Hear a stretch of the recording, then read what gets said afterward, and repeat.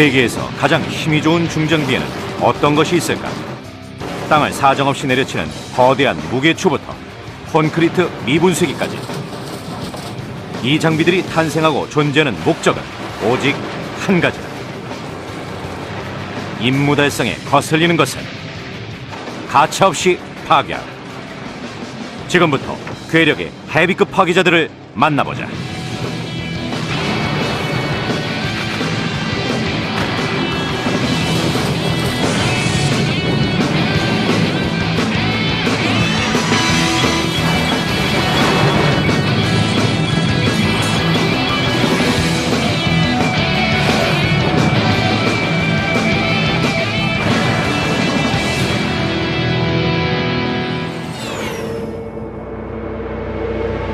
미국 매사추세츠주 폴리버, 거대한 중장비 하나가 철거될 건물과의 단판을 준비한다. 레킹볼을 이용하면 건물을 쉽게 쓰러뜨릴 수 있지만 먼지와 잔해가 많이 생겨 현장은 엉망이 된다. 그리하여 등장한 것이 중장비계 헤비급 전사, 콘크리트 미분쇄기다. 7톤짜리 집게턱은 콘크리트와 바위, 파이프를 씹어버린다. 미분쇄기는 114톤짜리 철거용 굴착기에 부착됐다. 연결 프레임의 길이는 무려 13m에 달한다. 4층 높이 건물의 지붕까지 가볍게 뜯어버릴 수 있을 정도다. 집게턱을 최대로 벌리면 높이는 180cm, 너비는 120cm, 깊이는 90cm에 이른다. 이는 냉장고를 통째로 집어삼킬 만한 규모다.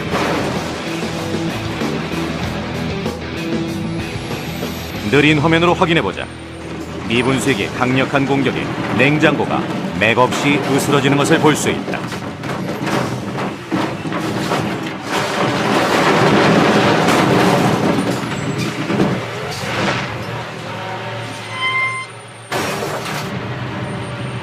미분쇄기는 특정 표적만을 강타해 파괴할 수도 있다.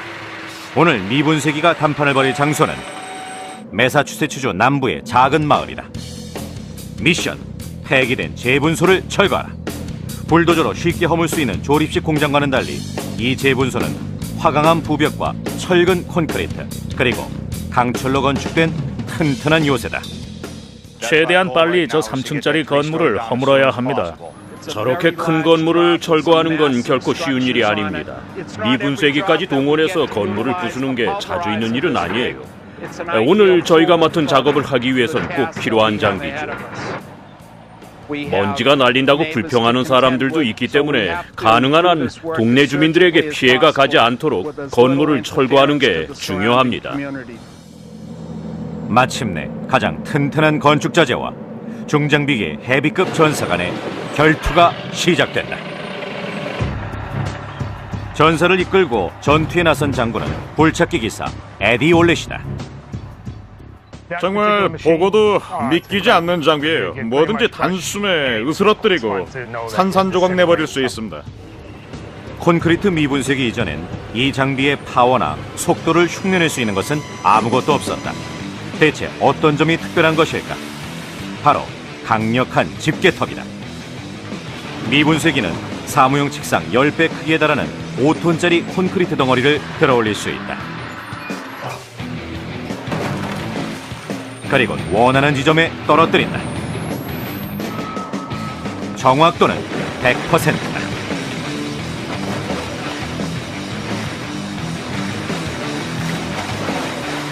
미분쇄기는 두꺼운 콘크리트 벽을 부숴 커다란 운반차에 옮겨 담는 일을 담당하고 있습니다. 1제곱센티미터당 약 8톤의 무게로 짓이기는 앞니의 강력한 펀치력. 이는 대형 육식 공룡이 발휘하는 턱 힘의 2배를 넘는다. 턱에는 이빨들이 수직으로 줄지어 있다. 위쪽은 톱니가 4줄, 아래쪽은 5줄이다. 미분쇄기는 마치 괴물처럼 1.5m 두께의 건축 자재를 와작와작 씹어버린다. 가장 큰 장점은 언제든 날카로운 새 부품으로 교체할 수 있다는 것이다. 미분쇄기는 공성망치로도 쓸 수 있을 만큼 다재다능하다. 내려치는 힘은 무려 8,000N 이상이다. 이는 1.5m짜리 캐비닛을 13cm로 눌러버릴 만한 힘이다.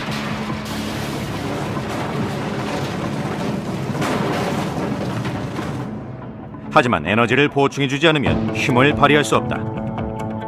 그 강력한 힘의 배후는 6기통 터보 디젤 엔진으로 무려 688마력이다. 엔초 페라리보다 힘이 더 좋은 엔진이다.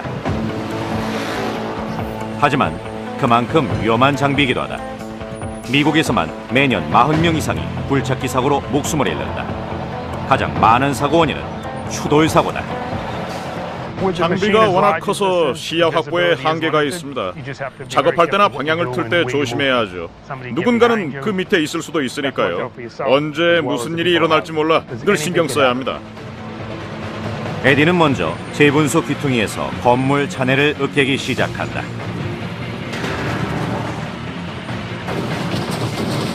콘크리트 미분쇄기는 건물의 목재틀과 콘크리트 바닥을 쉽게 부순다. 하지만 훨씬 더 막강한 적수가 등장했다. 화강암이다. 화강암의 주성분은 석영과 장석으로 이 둘은 지구상에서 가장 단단한 광물로 손꼽힌다. 화강암이 얼마나 단단한지 알아보기 위해 9mm 구경의 총으로 화강암을 쏴보기로 했다. 총탄은 1초에 850m를 날아가며 1360N의 힘으로 표적을 강타한다.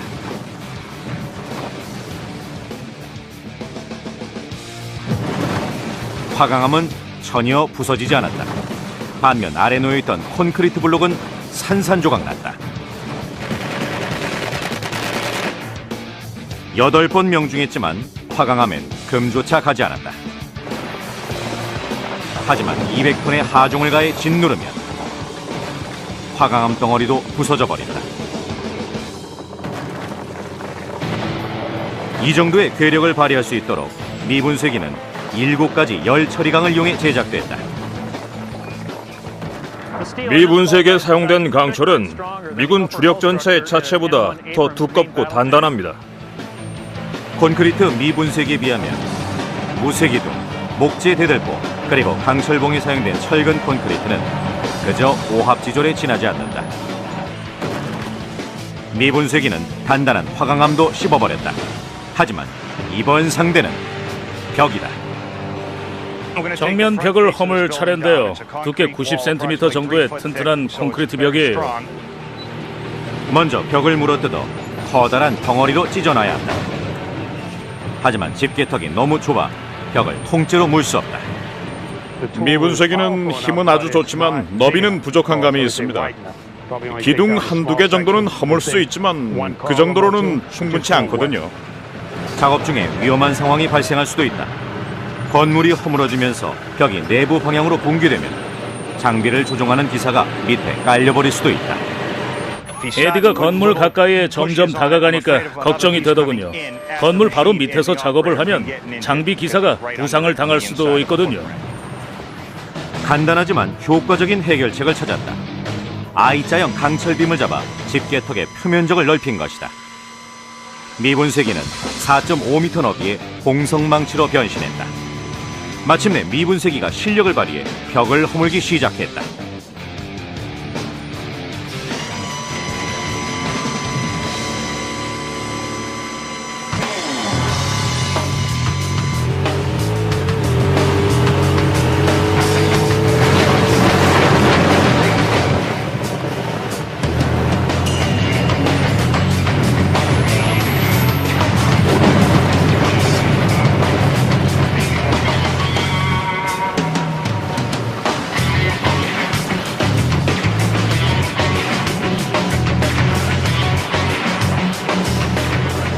먼지만 가라앉으면 작업은 성공이다.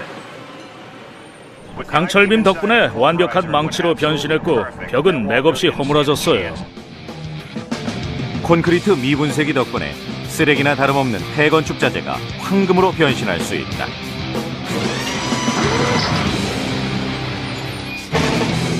미분쇄기가 임무를 수행하는 동안 펜실베이니아주 필라델피아에서는 거대한 무게추가 땅을 내려치고 있다.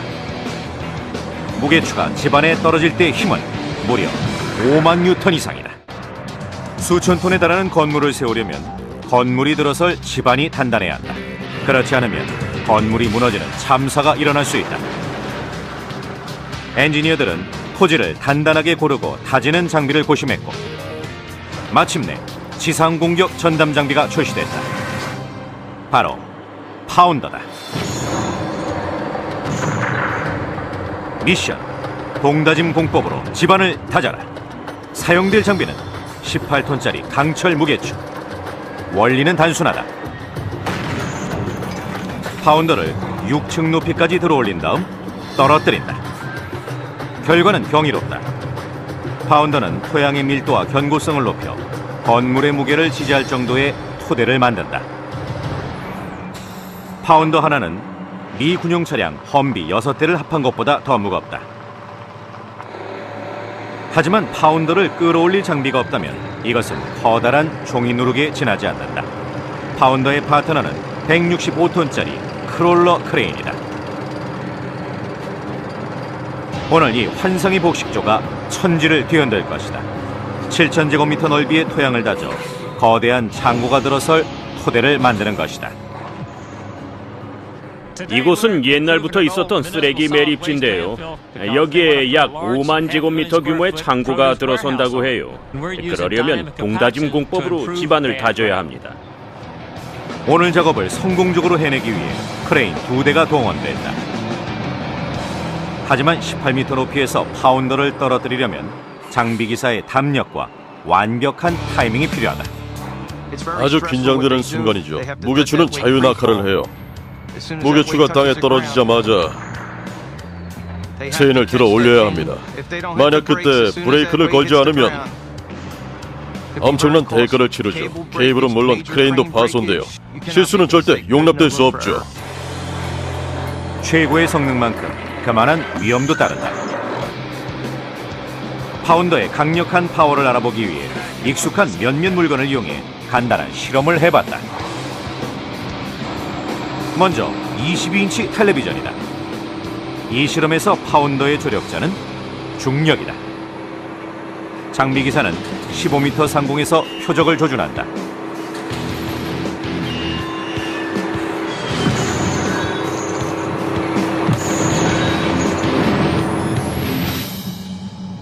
(18톤짜리) 파운더가 닿자마자 텔레비전 프레임은 떨어져 나가고 브라운관은 증발하듯 사라졌다.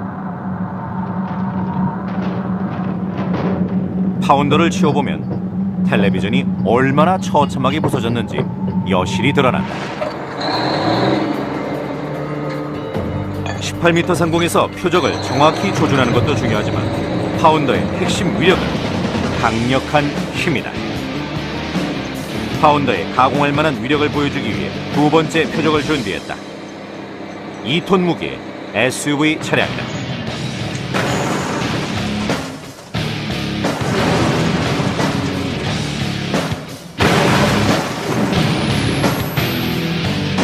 (300만) 뉴턴의 힘이 가해지자 자동차 지붕은 찌그러지고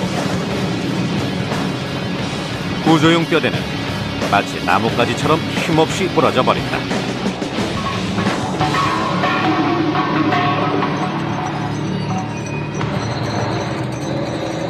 하지만 파운더의 진정한 위력은 땅 위가 아니라 땅 아래에서 발휘된다. 땅속 3m에서 7m 깊이까지 그 효과가 도달할 수 있습니다. 파운더의 충격파가 땅속까지 제대로 도달하지 않으면 토양은 제대로 다져지지 않는다. 충격파가 땅속을 적절히 관통하게 하려면 파운더를 떨어뜨리는 지점을 치밀하게 계산해야 한다.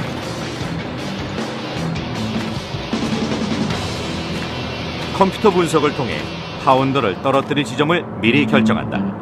파운더를 떨어뜨릴 때마다 충격파는 주변으로 뻗어나가고 전체 영향력은 배가 된다.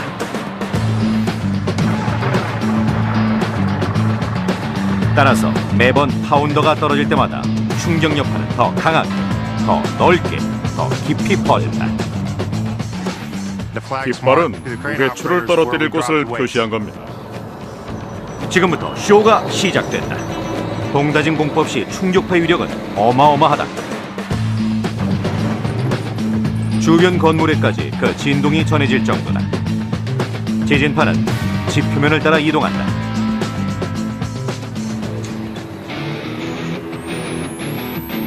느린 화면으로 확인해보자. 지진파가 지나는 동안 실제로 땅이 흔들린다. 충격파의 시작점은 명백하다. 그렇다면 그 끝은 어딜까? 파운더가 떨어질 때 생성되는 진동을 측정하기 위해 지진계가 사용된다. 지진계는 모든 진동을 기록으로 남겨줍니다. 따라서 어떤 진동이 현장을 벗어나 어디로 이동하는지 정확히 알 수 있죠.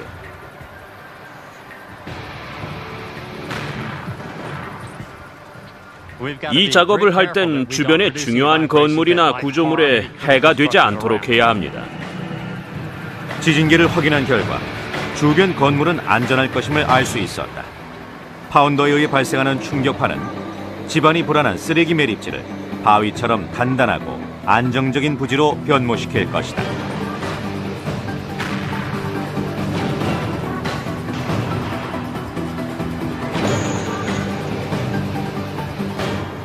실제로 토양은 훨씬 더 단단하게 다져졌다. 거침없이 땅을 내려치는 맹공격은 온종일 계속됐다. 동다짐 공법에 사용된 파운더는 자신의 위력을 증명했고 창고 건설을 위한 기반을 닦았다.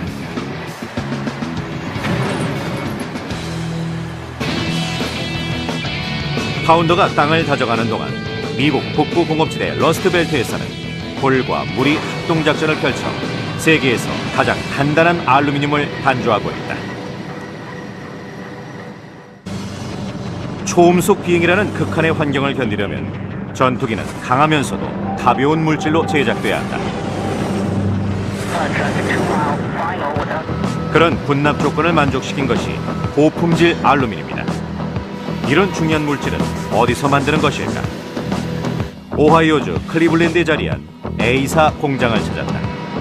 이것은 3만 5천 톤 무게의 수압 단조 프레스다. 금속 단조는 단단한 알루미늄 덩어리를 두드려 원하는 모양으로 만드는 과정이다. 군납 표준을 통과하기 위해 이 회사에선 초대형 알루미늄 단조 프레스를 세웠다. 장비 자체의 높이는 10층 건물보다 높다. 정말 대단한 장비예요. 말이 필요 없죠.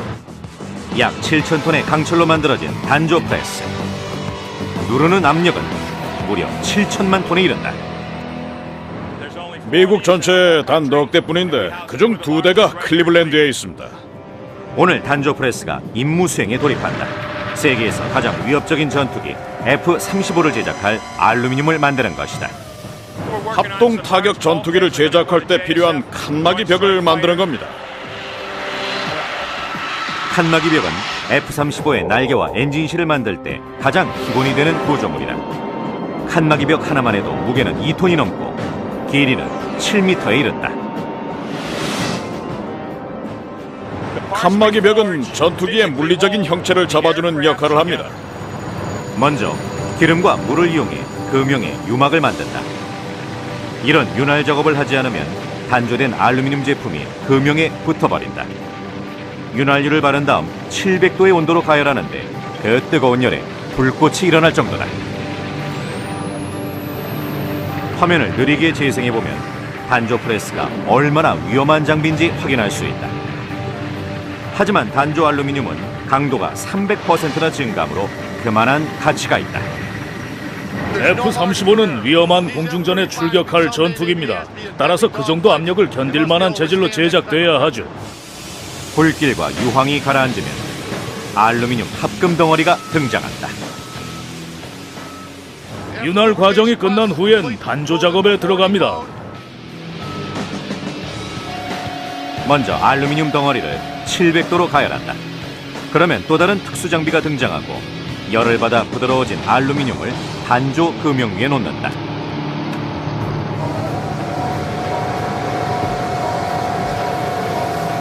단조 프레스는 3,000톤의 힘을 가할 수 있지만 상대 역시 만만치 않다. 군사용으로 쓰일 만큼 단단한 합금과 맞서야 하는 것이다. 이 알루미늄 합금 덩어리의 강도를 시험하고자 뾰족한 강철로 내리쳐봤다. 구리, 마그네슘, 그리고 아연이 첨가된 고강도 알루미늄 합금은 2000뉴턴의 힘으로 내리쳤음에도 흠집조차 나지 않았다. 저희가 개발한 알루미늄 합금은 아주 강하고 또 아주 가볍습니다. 강철로 비행기를 만드는 건 엄청난 에너지가 소비되죠. 단조 금형이 알루미늄 덩어리 쪽으로 내려오자 금형의 형태가 분명하게 드러난다. 이러한 음각 무늬는 비행기 칸나기 벽 자체에 복잡한 윤곽이 됐다. 금형이 아래로 누르면 이 독특한 문양이 알루미늄 합금에 직접 새겨진다.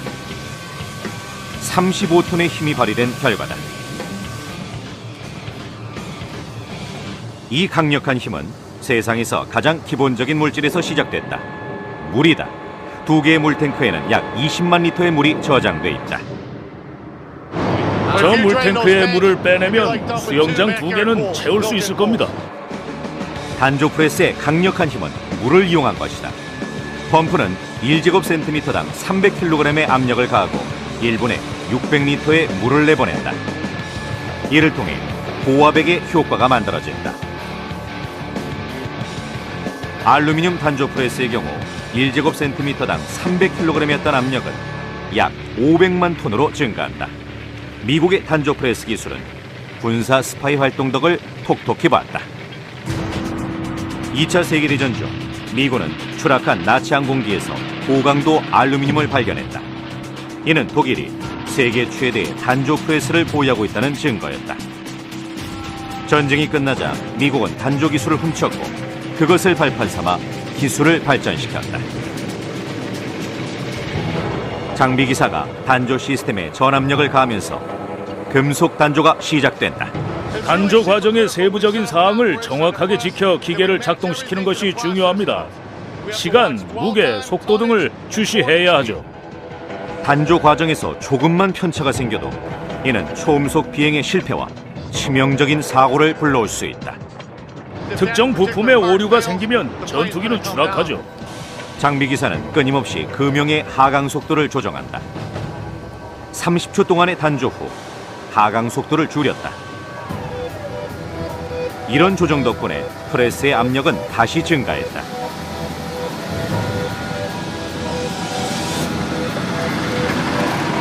(30cm였던) 알루미늄 판의 두께는 40% 정도 줄었다. 정확히 15톤의 압력이 알루미늄을 짓눌렀다. 이 압력은 금속의 깊숙한 곳까지 영향을 미치고 원소 구조는 바뀌기 시작한다. 알루미늄 원소는 서로 자리를 이동해 보다 더 안정적인 자리를 잡는다. 금속의 구조는 좀 더 단단하게 향상된다. 전투기의 2톤짜리 칸나기 벽이 단 1분 13초 만에 만들어졌다. 이제 알루미늄을 빼낼 시간이다. 이곳에서 단조하는 물질은 무엇보다 정확하고 강도가 높습니다.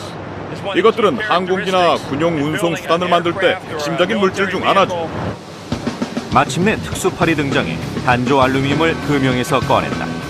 공군은 늘 강하고 가벼운 알루미늄을 요구한다. 제가 이곳에서 오래 일했는데 단조 프레스는 그야말로 물건 중에 물건이에요. 수압 단조 프레스의 대단한 활약은 앞으로도 계속될 것이다.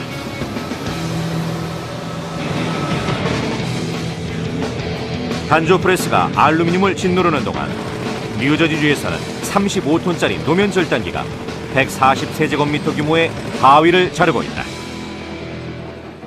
미국 전역의 도로를 닦으려면 잘게 부서진 돌이 필요하다. 그것도 아주 많이. 그 많은 돌이 생산되는 곳은 재밌게도 산림이 많기로 유명한 뉴저지주다. T1100 노면 절단기를 만나보자. 길이 10m, 높이 4m, 너비 2.5m. 그리고 무게는 35톤으로 군용 탱크보다 1.5톤이 더 나간다. 4톤짜리 강철 절삭바퀴의 지름은 무려 3.6m에 이른다. 노면 절단기가 상대할 적수는 북미 지역에서 제일 단단한 바위, 트랩이다. 중장비 기사가 노면 절단기를 이끌고 전장에 나갈 준비를 한다. 오늘 맡은 일은 트랩을 자르는 힘든 일입니다. 용암이 굳어 만들어진 1.5km에 이르는 단단한 바위층을 오늘 내에 잘라야 한다. 370톤에 이르는 어마어마한 양이다. 드디어 노면 절단기가 작동된다. 하지만 트랩을 자르는 것으로 일이 끝나는 것이 아니다. 도로 건설에 사용될 수 있도록 트랩을 잘게 부숴야 한다. 잘게 부순 트랩을 시멘트나 아스팔트에 혼합하면 내구성이 강한 도포제가 된다. 도로를 닦으려면 트랩이 필요하고 트랩을 얻으려면 노면 절단기가 꼭 있어야 하죠. 트랩은 꼭 필요한 물질이지만 기존의 장비로는 채굴하기가 너무 어려웠다. 최근까지 토목기사들은 주로 공기 해머를 이용했다. 비교적 약한 바위층에 끌을 밀어넣어 1분에 1500회 바위를 강타하는 방식이다. 1회 강타할 때 힘은 40N 이상이다. 콘크리트를 뚫기엔 충분한 힘이지만 트랩처럼 용암이 굳어 형성된 바위에 대항하기엔 만족스럽지 못했다. 노면 절단기와 공기 해머는 근본적으로 다르다. 노면 절단기는 일반적인 전기톱과 같은 원리로 작동된다. 25cm짜리 단강 톱날이 있는 원형 전기톱은 1분에 4,800회 회전한다. 화면을 느리게 재생해보자. 톱날은 나무를 갉아내는 것이 아니다. 톱니날이 지날 때마다 나무를 잘라내는 것이다. 노면 절단기는 똑같은 과정으로 트랩을 자른다. 물론 위력은 훨씬 더 강력하다. 이런 강한 힘의 원천은 365마력 터보 디젤 엔진이다. 노면 절단기의 위력을 가늠해보고자 오크나무로 만든 단단한 소파를 잘라보기로 했다.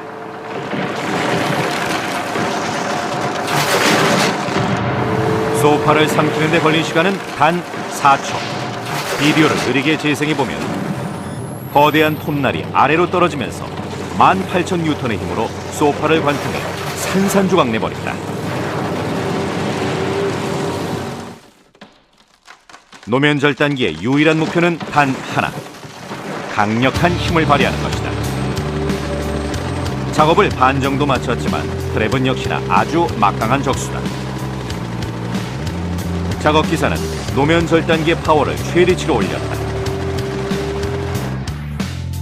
평범한 톱으로 트랩을 자르려고 하면 작은 상처조차 생기지 않는다. 하지만 단단하다는 것 외에 트랩의 특징은 또 하나 있다. 절단하기 어려운 매우 독특한 구조란 점이다. 트랩 안쪽 깊은 곳에는 작은 구멍들이 있는데 이 구멍이 톱이 가하는 충격을 흡수하는 역할을 하므로 트랩을 자르기가 더욱 어려운 것이다.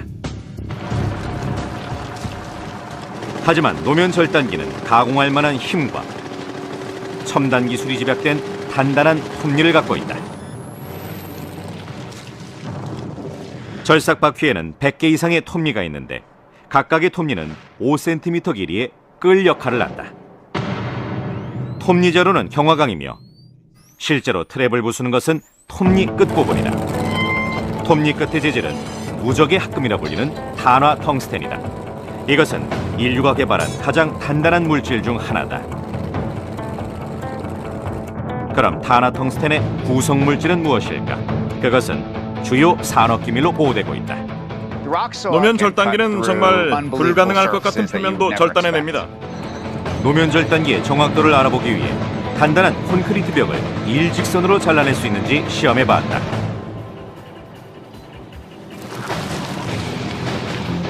느린 화면으로 확인해보자. 노면 절단기의 톱날이 부딪힐 때마다 콘크리트가 잘려나가는 것을 볼 수 있다. 최종 결과는 더욱 놀랍다. 이 괴물 같은 장비는 높이 4.5m, 두께 90cm의 콘크리트 벽에 정확한 자상을 냈다. 채석장에 해가 저물기 시작하고 노면 절단기는 마지막 트랩 몇 미터를 잘라내는 중이다. 장비 기사들은 오늘의 할당량을 거의 해치웠다. 우리 사회에 도로가 필요한 이상 노면 절단기는 앞으로 계속 트랩을 채굴해낼 것이다. 중장비계의 걸작으로 인정한다. 노면 절단기가 트랩을 부수는 동안 남쪽으로 약 500km 떨어진 곳에서는 거대한 중장비 한 쌍, 철도 침목을 산산조각 내고 있다.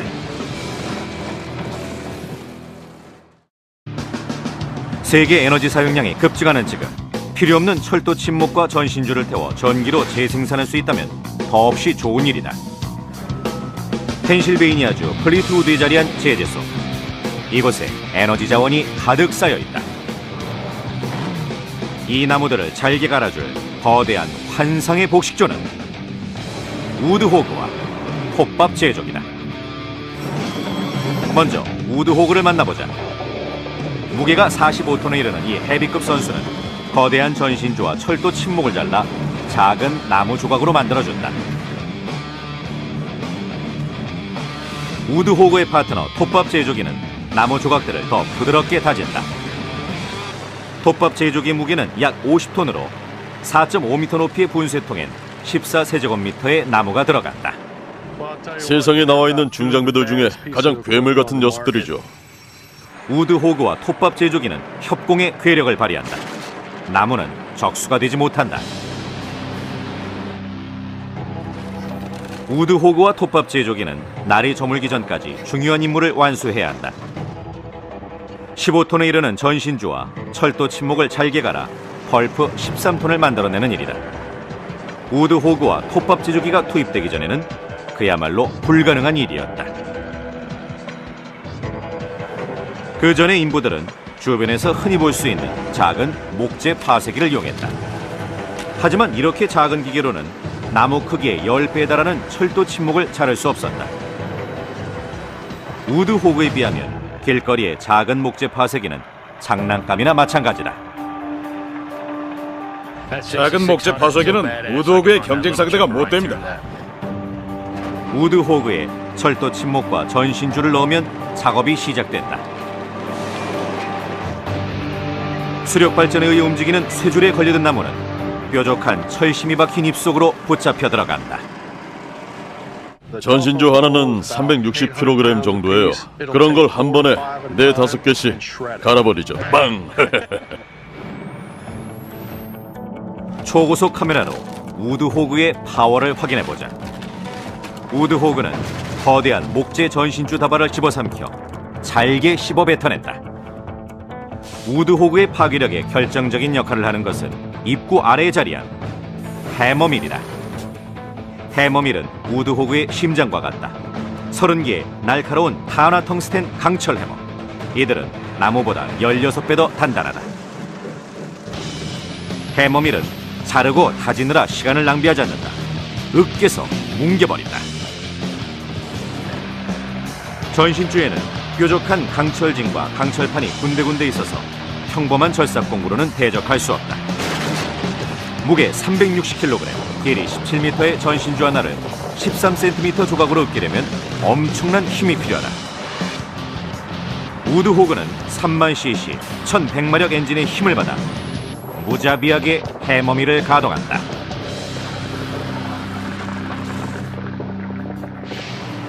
우드호그는 어느새 첫 번째 전신주 뭉치를 땔감으로 잘게 부셔놨다. 다음 단계는 이 나무 조각들을 우드호그의 파트너 톱밥 제조기로 보내는 것이다. 하지만 한 가지 문제가 있다. 바로 전신주에 들어있던 강철 조각과 강철징이 그대로 남아있다는 것이다.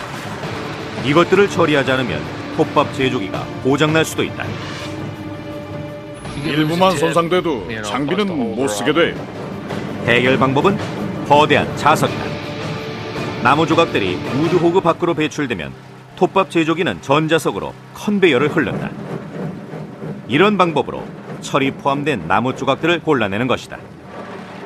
철 조각이 남아있을수록 기계 고장이 잦습니다. 철을 골라낸 다음 45톤 무게의 톱밥 제조기가 작업에 착수한다. 나무를 분쇄하는 것이다. 제가 지금까지 본 것 중에 가장 거대하고 무시무시한 장비예요. 어마어마한 양을 단번에 해치우죠. 톱밥 제조기는 매시간 30가구에 하루 동안 전기를 공급할 만큼의 펄프를 만든다. 11분마다 14m짜리 트레일러 한 대를 채울 정도의 톱밥이 나옵니다. 우드호그와 마찬가지로 톱밥 제조기의 힘의 근간은 해머밀이다. 4.5m 높이의 통이 회전할 때 해머밀은 탄화 텅스텐의 강력함을 이용해 나무 조각들을 가루로 분쇄해버린다. 5톤의 힘으로 나무 조각을 지리기면 가루가 될 수밖에 없다. 해머밀 안으로 들어가는 순간 산산이 가루가 되는 거죠. 톱밥 제조기가 유일하게 작동을 멈추는 순간은 장비 틈에 낀 이물질을 제거하고자 반대 방향으로 한 번 회전할 때뿐이다. 이 덕분에 사람이 직접 이물질을 제거하는 위험한 작업을 하지 않아도 된다. 우드호그와 톱밥 제조기는 오늘의 목표량을 초과 달성했다. 전신주와 철도 침묵 16톤은 목재 펄프로 재탄생됐다. 작은 도시 전체에 전력을 공급할 만큼의 양이다. 둘 다 없어서는 안 돼. 중요한 장비들이죠. 지금도 수십만 톤의 전신주와 철도 침묵은 우드호그와 톱밥 제조기를 만나 가치 있는 에너지원으로 바뀌길 기다리고 있다.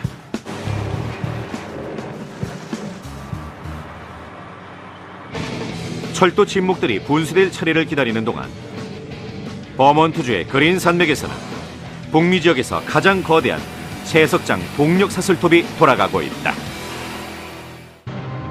댄비 버몬트 채석장에는 매우 중요한 건축 자재가 매장돼 있다. 대리석이다. 16만 제곱미터에 이르는 세계 최대 대리석 채석장입니다. 이 채석장은 100년이 넘는 기간 동안 세계 최고 품질의 건축 자재용 대리석을 공급했다. 미국 대법원 건물과 제퍼슨 기념관이 모두 이곳의 대리석으로 지어졌어요. 하지만 지난 10년 새 중국이 대리석 시장에 진출했다. 이 강력한 적수에 맞서 버몬트 대리석이 시장에서 살아남게 하고자 댄비 채석장은 새로운 장비를 도입했다.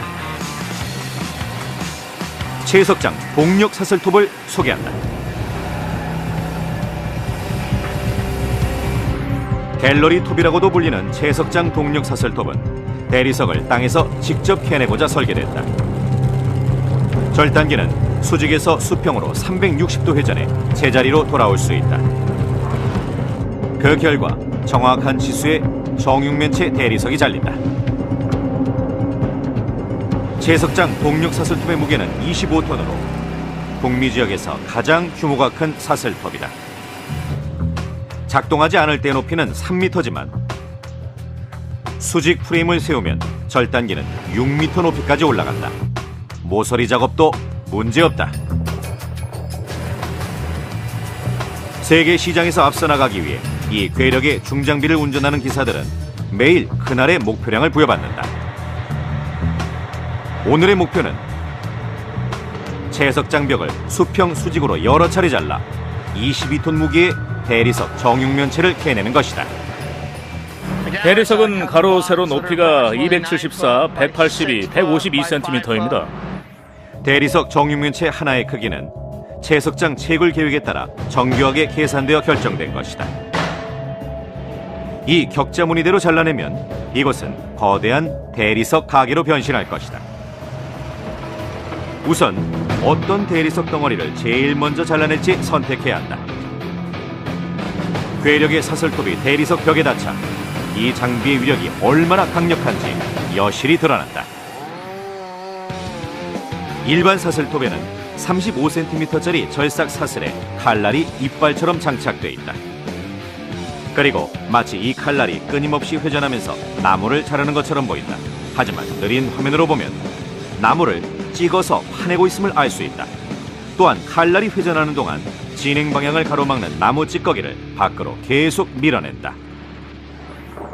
채석장 동력 사슬톱의 원리도 똑같다. 다만 화강암처럼 매우 단단한 물질을 잘라야 하는 만큼 더 힘이 좋아야 한다. 대리석은 지구상에서 발견되는 물질 중 가장 밀도가 높은 물질 중 하나로 채굴 과정도 위험하다. 36kg짜리 대리석 덩어리가 1.8m 높이에서 떨어지면 인간의 두개골이 으스러질 정도다.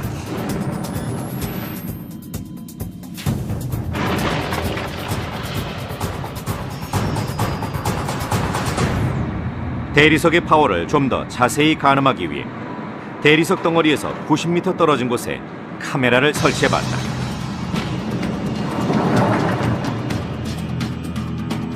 화면 오른쪽 위에 인부를 주목해보자. 덩어리가 바닥에 떨어지자 충격은 가히 폭발적이다.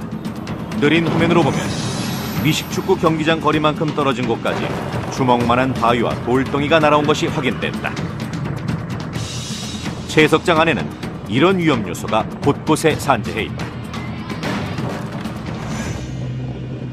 대리석은 그만큼 단단하고 위험한 물질이므로 장비 기사는 멀리 떨어진 곳에서 원격으로 동력 사슬톱을 조정한다. 마치 컴퓨터 게임을 하듯이 원격 조종 장치를 이용합니다. 25톤짜리 장비를 새끼손가락을 이용해 움직이는 거죠. 동력 사슬톱이 벽을 자른다. 톱날은 수평으로 움직였다가 다시 방향을 바꾼다. 단단한 대리석이 동력 사슬톱이라는 강력한 적수를 만난 것이다. 하지만 채석장에서 동력 사슬톱이 싸워야 할 대상은 또 있다. 대리석을 잘라나가는 동안 더 강력한 상대가 나타났다. 석영이다. 대리석 속에 크리스털 정맥처럼 뻗어있는 석영. 동력 사슬톱이 석영을 만나면 값비싼 칼날이 파손될 수 있다. 대리석보다 단단한 물질을 만나면 요란하게 헛바퀴만 돌 수 있어요. 이런 문제를 예방하고자 동력 사슬톱의 톱날은 다차원적 접근법을 취해 설계됐다. 동력 사슬톱은 1분에 단 52회 회전하는데 톱날이 배치된 각도는 각각 다르다. 이런 각도는 절단폭을 의미하는 커프와 연결된다. 톱날의 배치각이 클수록 커프는 커진다. 이런 각도 덕분에 절단폭은 톱날 자체보다 더 커지고 더 단단한 물질을 만났을 때도 톱날이 손상되지 않게 해준다. 절단기의 체인도 매우 단단한 물질로 만들어졌다. 다결정질의 다이아몬드인데요. 여성들이 선망하는 다이아몬드가 아닌 인조 물질이죠. 절삭 톱날에는 합성 다이아몬드가 여러 층을 이루고 있다. 바깥층의 다이아몬드가 닳아 없어지면 또 다른 날카로운 다이아몬드 층이 드러나 작업에 사용된다. 이 두 가지 특성 덕분에 채석장 동력 사슬톱은 성질이 다른 물질을 만나더라도 작업을 계속할 수 있다.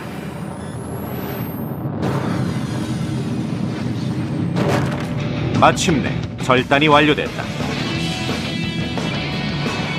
지게차가 대리석을 드러내기 시작한다. 이 최상급 대리석은 가공되어 전 세계로 수출될 것이다. 이 장비는 정말 무시무시한 도구예요. 강력한 힘과 민첩한 대응 능력을 지닌 중장비 덕분에 어려운 공사를 안전하게 수행하고 인력으로 불가능한 대형 공사가 가능해지는 것은 아닌가. 이것이 중장비의 또 하나의 위력이다.